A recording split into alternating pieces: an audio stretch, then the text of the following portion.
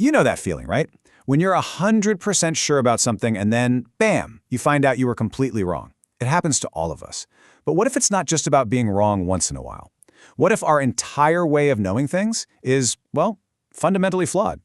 We're going to dive into a perspective that says our hold on the truth might be way more shaky than we think. So, this whole idea kind of kicks off with this classic story. You've probably heard it.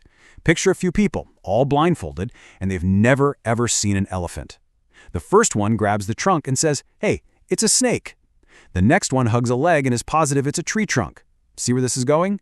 Each person is technically right about the little piece they're holding, but they are all completely missing the bigger picture. And that's a perfect metaphor for our own search for what's real. Yeah, that story really gets to the heart of the problem.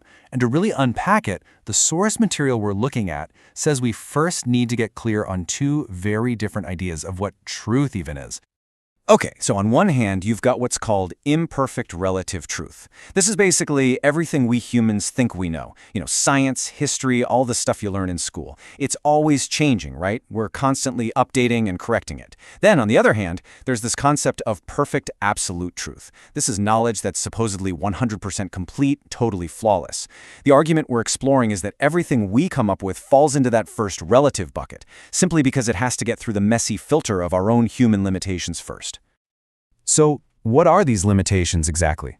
Well, the core argument here is that our knowledge is built on a shaky foundation. Why? Because of four specific built-in flaws that we all have. All right, so what are these cracks in our foundation? The source lays out four big ones. First, our senses. They're imperfect. Second, we get fooled by illusions, like all the time. Third, we just have a natural tendency to make mistakes. And finally, there's this inclination to cheat. This perspective claims that these four things, these four defects, are the real reason all our knowledge ends up being flawed. Okay, let's tackle that first defect, our senses. We rely on our eyes and ears for everything, right? They're our windows to the world. But what if those windows are only showing us a tiny, tiny fraction of the actual view? All right, get a load of this. This whole thing is the electromagnetic spectrum. It represents all the light and energy out there. And you see that little tiny colorful sliver right in the middle? Yeah, that's it. That is the only part our eyes are capable of seeing. It's kind of crazy when you think about it. We are literally blind to almost all of reality that's happening all around us all the time. And it's the exact same story with our hearing. We live in this little bubble of sound, the human auditory field.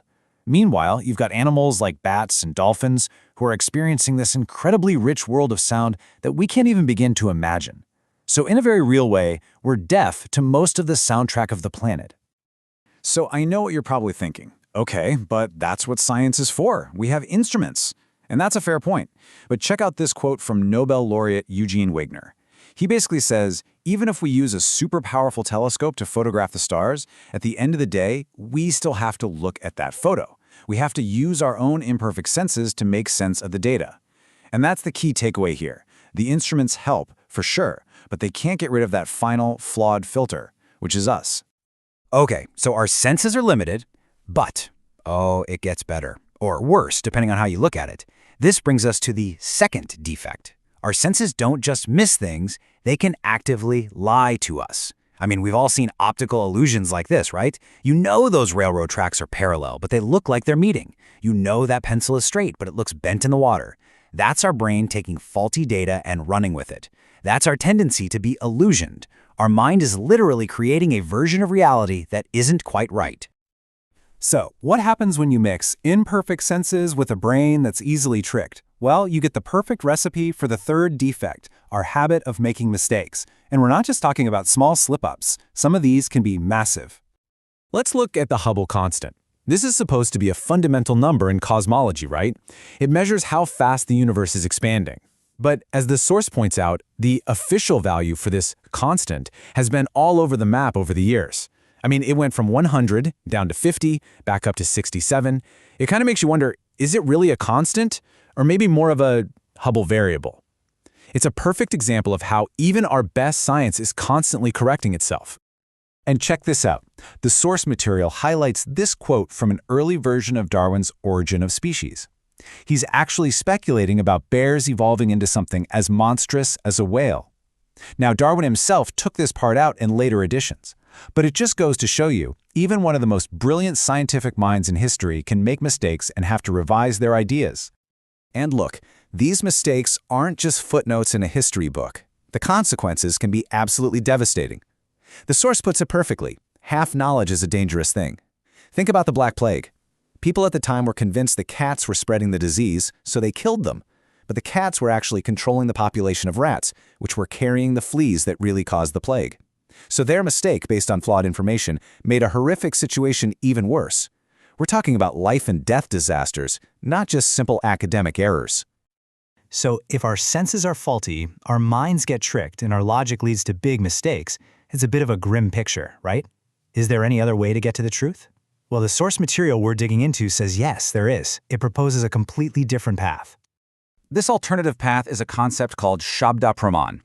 The best way to think about it is like this. Instead of trying to assemble a piece of furniture without the instructions, using only your flawed senses, imagine someone just hands you the perfect, complete user's manual for reality itself. That's the idea here. This is knowledge that supposedly comes directly from a perfect source, one that doesn't have any of those 4 human flaws we just talked about. And this table really lays it all out. You've got pratyaksha, that's just knowledge from our senses, and we've already seen how that's a problem. Then you have anumana, that's using logic and reason. But here's the catch. If your starting information from your senses is flawed, then any logic you build on top of it is gonna be flawed too, right? Garbage in, garbage out.